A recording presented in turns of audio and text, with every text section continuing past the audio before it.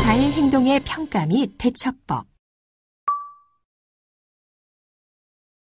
안녕하세요. 저는 제주도교육청 학생건강증진센터의 양수진입니다. 이번 시간에는 자해 행동의 평가 및 대처법에 대해서 알아보겠습니다. 수업에 들어가기 전에 A군 상담 선생님의 이야기를 먼저 살펴보겠습니다. 함께 보실까요? 학교에서 선생님들은 부모님들을 통해 A군과 행복중학교 여학생 3명이 병원에서 응급조치를 받은 후 특별한 신체적인 이상이 없다는 이야기를 들었습니다. 학생들이 학교로 복귀해도 된다는 이야기를 들은 부모님들은 학교에서 어떤 조처를 취해주기를 바랬습니다. 특히 학교에서 학생들과 잘 어울릴 수 있는지에 대해, 그리고 다시 이런 행동 문제가 생기지 않기를 원하였습니다. 학교로 복귀한 A군과 행복중학교 여학생 3명의 자해 학생들을 상담하게 된 상담 선생님은 어떻게 이 학생들과 상담하여야 할지 걱정이 되었고, 또한 학교에 자해 행동이 확산될까 걱정이 되었습니다. 자해 행동의 치료 전략으로 학교 현장에서의 개입은 중요한데요. 이번 시간에는 학교에서 어떻게 자해 행동에 대처해야 하는지, 위기 대응팀의 구성과 활동, 그리고 상담 전략 등의 대응 방법에 대하여 살펴보도록 하겠습니다. 체크. 여러분의 학습 정도를 미리 점검해 보겠습니다. 문제를 잘 읽고 맞으면 O, 틀리면 X를 선택하세요.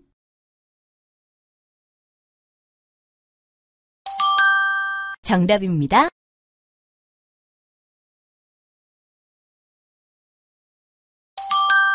정답입니다.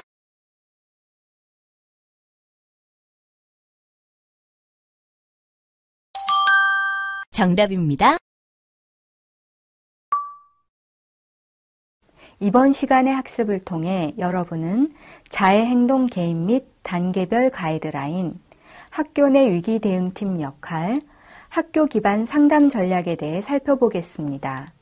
이를 통해 학교에서의 자해 대처 방식을 이해하고 시행할 수 있으며 학교 내 위기 대응팀을 구성하고 활동을 설명할 수 있습니다. 또한 자해 학생의 상담 전략을 이해하고 시행할 수 있습니다. 자, 이제부터 학생 자살 사건의 현황에 대해서 본격적인 학습을 시작하겠습니다. 자해 행동 개입 및 단계별 가이드라인. 학교 선생님들은 거의 다 일선 현장에서 병원 진료실에서보다 더 많이 경험하는 경우가 자해 행동입니다. 학생 자해 행동에 대한 개입 가이드라인 절차들에 포함되어야 할 것은 무엇일까요? 첫째, 자해 행동을 인지하기. 둘째, 자해 행동을 평가하기. 셋째, 학교에서 자해 행동 및 다음 단계를 관리할 수 있는 담당 교사 지정하기. 넷째, 어떠한 상황에서 학부모와 접촉할지를 결정하기. 다섯째, 현재 학생 자해 행동을 관리하기. 여섯째, 언제 그리고 어떻게 외부 전문가를 연결할지 결정하기. 일곱째, 외부 전문가 자원과 연락처에 대해 확인할 것. 여덟째, 학교 교직원과 학생에게 자해 행동에 대한 교육 등이 기능적으로 포함되어야 합니다. 그럼 학교 기반 자해 행동의 단계별 실행 가이드라인을 살펴보겠습니다.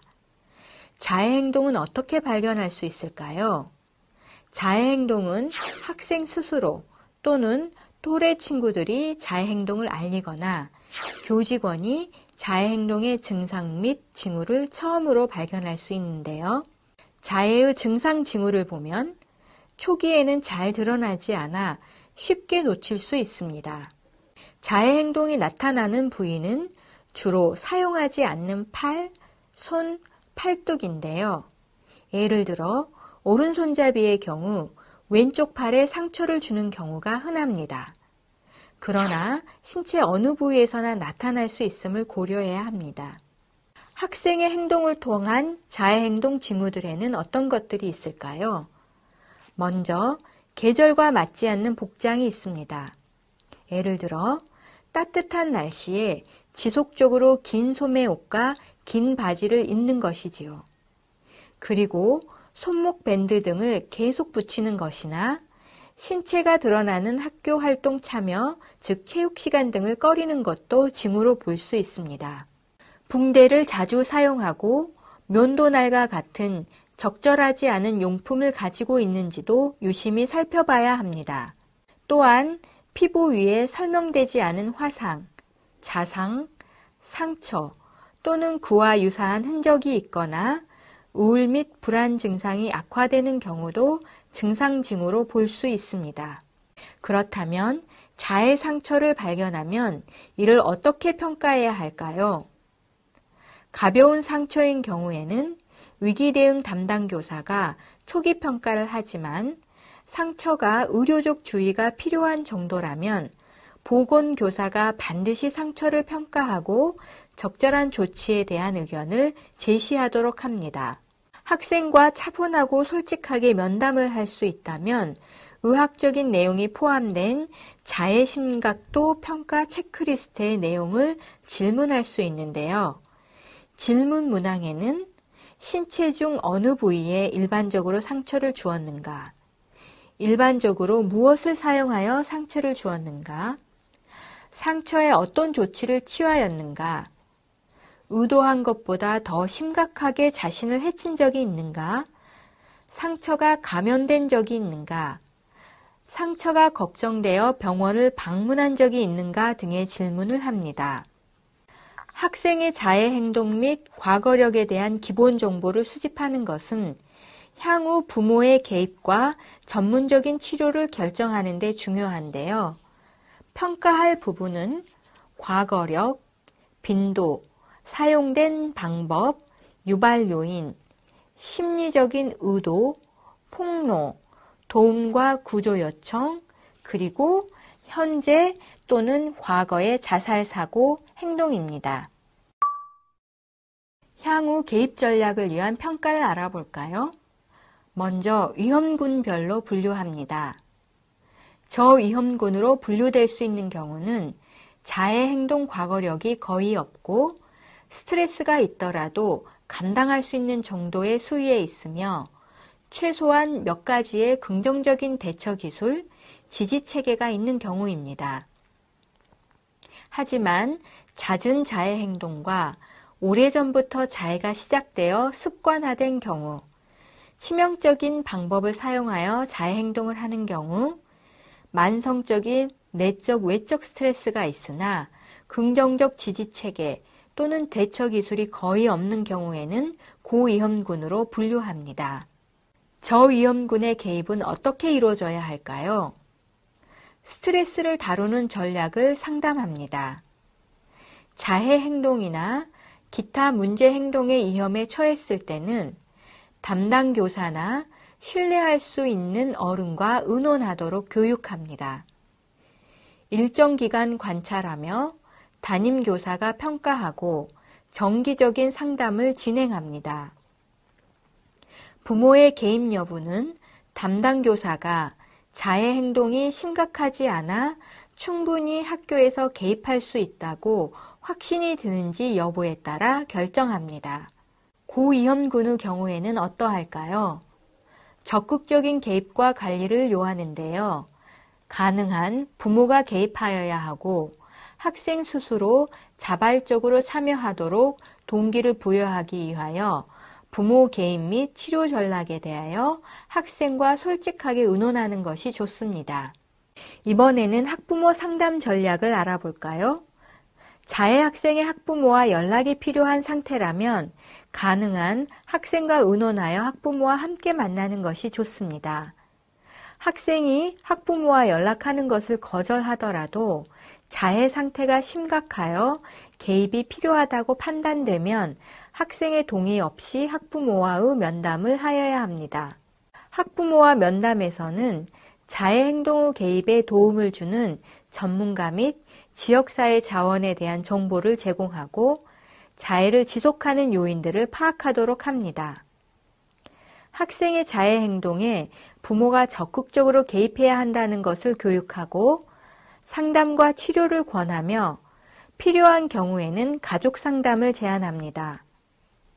보통 자해 행동을 발견하고 한 달 이내에 학부모를 만나는 것이 좋으며 이후에는 1, 2주 간격으로 정기적인 연락이나 면담을 합니다.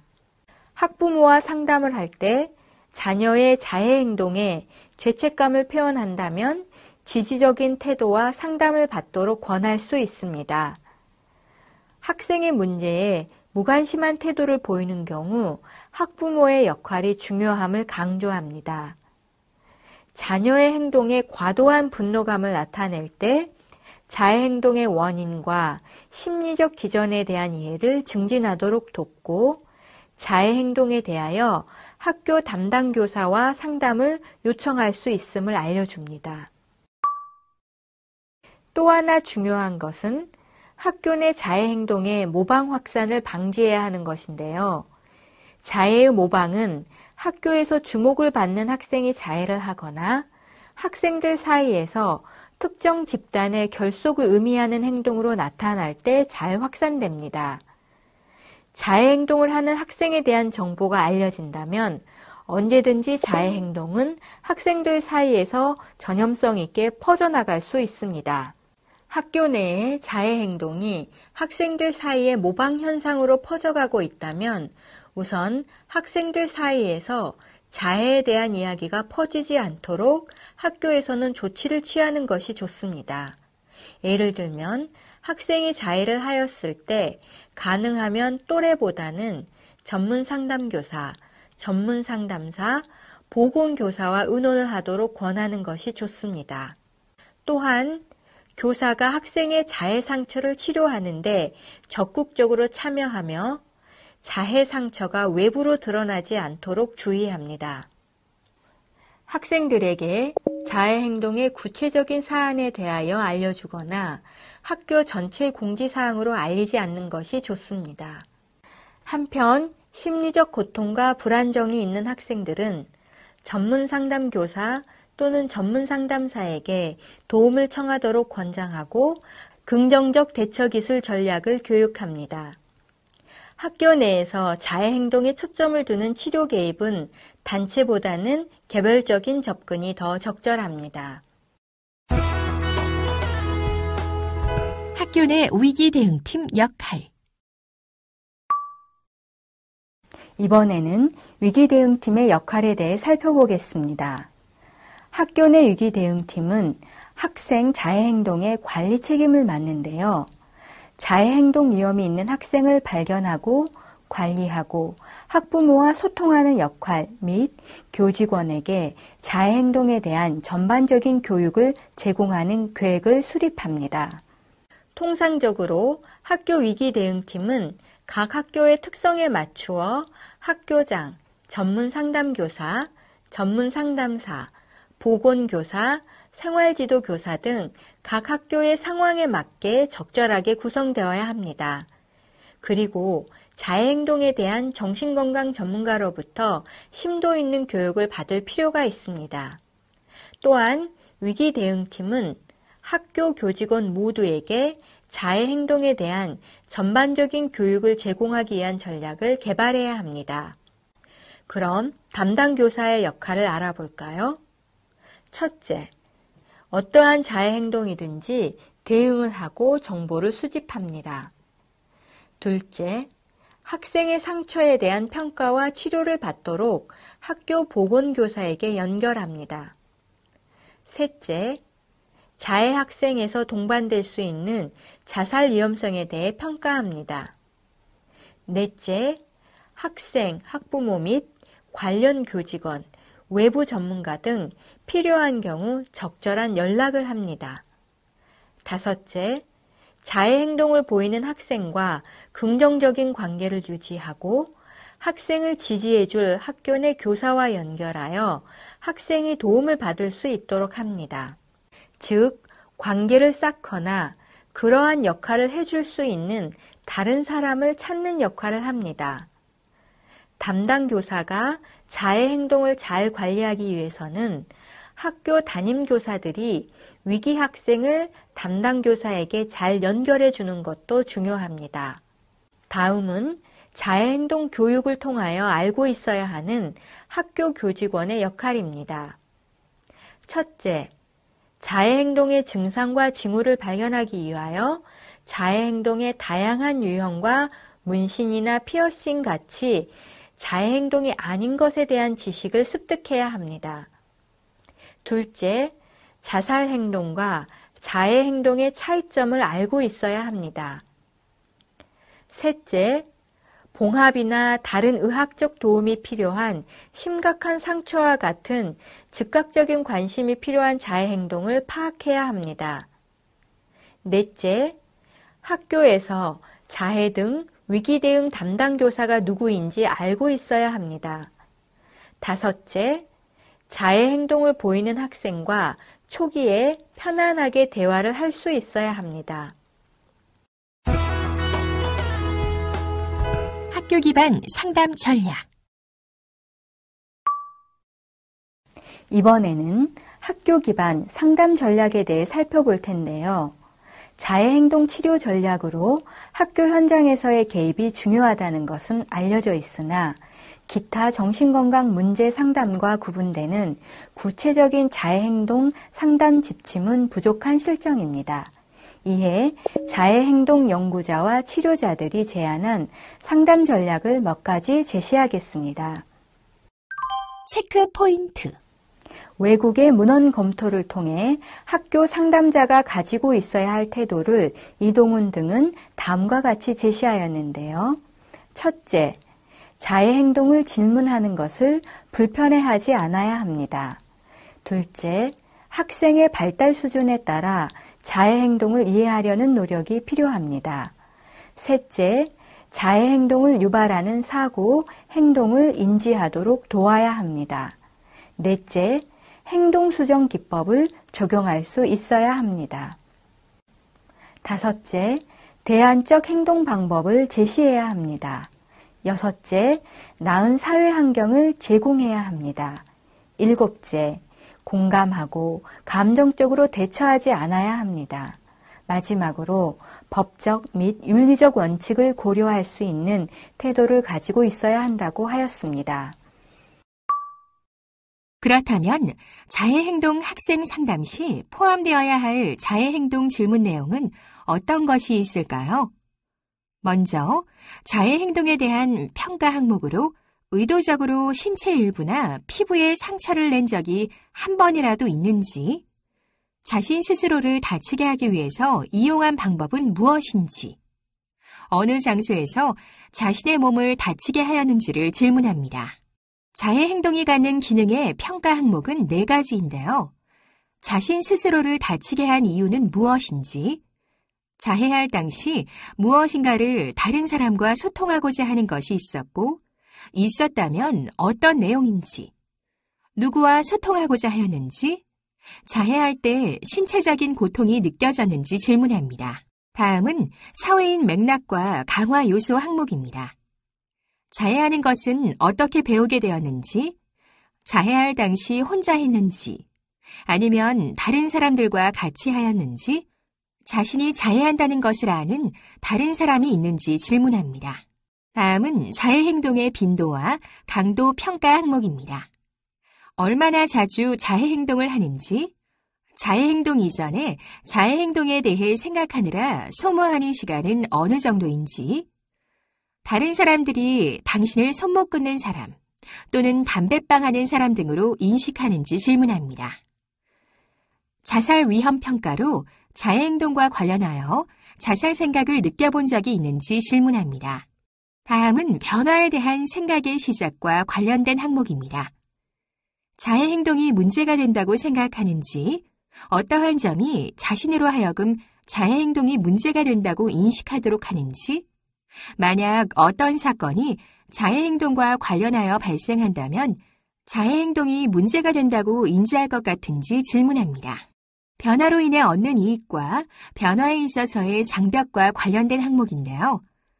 자해 행동을 멈추기 위해서 당신이 원하는 것은 무엇인지, 만약 당신이 자해 행동을 멈추려고 시도해 본 적이 있다면 자해 행동에 대한 대안으로 당신이 시도해 본 것은 무엇이며 그 방법은 성공적이었는지, 당신 스스로를 변화하게 하는 데 있어서의 장벽은 무엇인지 질문합니다. 마지막은 자기 통제력에 대한 갈망을 지지하는 항목으로 당신의 인생을 무엇이 통제하기를 원하는지 질문합니다. 당신 자신인지 아니면 자해 행동인지 질문합니다. 이번에는 자해 학생을 상담할 때의 초기 전략에 대해 살펴보겠습니다. 첫째, 학생의 심리적 상태를 고려해야 하는데요. 자해 행동에 대하여 교사가 거부, 반감 및 비판을 할 가능성 때문에 면담하기를 피한다는 점을 이해해야 합니다. 둘째, 상담의 목표를 점검합니다. 전문 상담교사 또는 전문 상담사는 학생이 자해 행동을 멈추게 하는 것을 우선순위로 정하지만 학생이 자해를 통하여 얻는 긍정적인 효과 때문에 이에 동의하지 않는다면 이에 대한 논의를 한 후 상담 목표를 서로 일치시키도록 노력합니다. 셋째, 과도한 감정적 개입의 영향을 이해해야 하는데요. 학생에 대한 과도한 감정적인 개입은 상담 초기에는 관계를 증진하는 데 도움이 되지만 지나친 걱정과 관심은 자해 행동을 강화하는 결과를 가져올 수 있습니다. 따라서 자해에 대하여 중립적인 태도와 사실에 근거한 입장을 유지합니다. 넷째, 비판적인 태도를 줄여야 합니다. 자해 행동 학생의 면담 경험이 없는 교사는 자기 파괴적인 행동에 대해 부정적인 감정을 가지고 학생을 나무라거나 반대로 문제를 최소화시켜 상담 결과에 부정적인 결과를 유발합니다. 마지막으로 현실적인 기대를 정하도록 하는데요. 자해 행동 학생들은 보통 강렬한 감정과 고통을 호소하므로 전문 상담교사 또는 전문 상담사는 이에 동조하여 비현실적인 약속이나 목표를 정할 수 있는 것을 조심합니다. 지금까지 살펴본 내용을 퀴즈를 통해 확인해 보겠습니다. 문제는 모두 세 문항이 제시되며 기회는 2번씩 제공됩니다. 그럼 시작해 볼까요?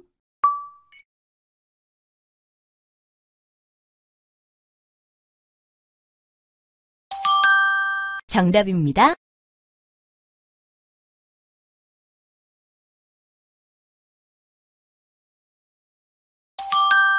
정답입니다.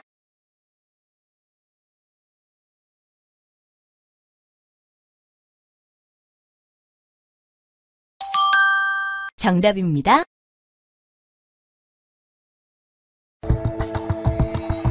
오늘 학습한 내용을 살펴보면서 주요 개념들을 다시 한번 정리해 보세요. 먼저 자해행동 개입 및 단계별 가이드라인에 대해 학습했는데요. 자해행동 개입에 대한 가이드라인을 보면 자해행동을 인지하고 자해행동을 평가해야 하며 학교에서 자해행동 및 다음 단계를 관리할 수 있는 담당 교사를 지정할 수 있어야 합니다. 또한 어떠한 상황에서 학부모와 접촉할지를 결정하고 현재 학생 자해행동을 관리하며 언제 그리고 어떻게 외부 전문가를 연결할지를 결정해야 합니다. 외부 전문가 자원과 연락처에 대해 확인하고 학교 교직원과 학생에게 자해행동에 대한 교육 등이 기능적으로 포함되어야 합니다. 다음은 학교 기반 자해행동의 단계별 실행 가이드라인을 살펴보았는데요. 먼저 자해행동을 발견하면 자해 상처의 평가와 심각도를 평가하는데요. 초기 평가, 자해 심각도 평가, 심리행동 평가를 진행합니다. 다음은 향후 개입 전략을 위한 평가로 위험군별로 분류하고 어떻게 개입해야 하는지 알아보았습니다. 또한 학부모 상담 전략을 세우고 학교 내 자해 행동의 모방 확산 방지를 위해 노력해야 합니다. 학교 내 위기 대응팀이 학생 자해 행동의 관리 책임을 맡아서 자해 행동 위험이 있는 학생을 발견하고 관리하고 학부모와 소통하는 역할 및 교직원에게 자해 행동에 대한 전반적인 교육을 제공하는 계획을 수립합니다. 통상적으로 학교 위기 대응팀은 학교장, 상담교사, 상담사, 보건교사, 생활지도 교사 등 각 학교의 상황에 적절하게 구성되어야 하며 자해 행동에 대한 정신건강 전문가로부터 심도 있는 교육을 받을 필요가 있습니다. 또한 위기 대응팀은 학교 교직원 모두에게 자해 행동에 대한 전반적인 교육을 제공하기 위한 전략을 개발해야 합니다. 마지막으로 학교 기반 상담 전략에 대해 학습했는데요. 상담교사 또는 상담사가 자해 학생을 상담할 때 초기 전략은 다음과 같습니다. 첫째, 학생의 심리적 상태를 고려해야 합니다. 둘째, 상담의 목표를 점검해야 합니다. 셋째, 과도한 감정적 개입의 영향을 이해해야 합니다. 넷째, 비판적인 태도를 줄여야 합니다. 다섯째, 현실적인 기대를 정해야 합니다. 지금까지 자해 행동의 평가 및 대처법에 대해 학습했습니다. 수고하셨습니다.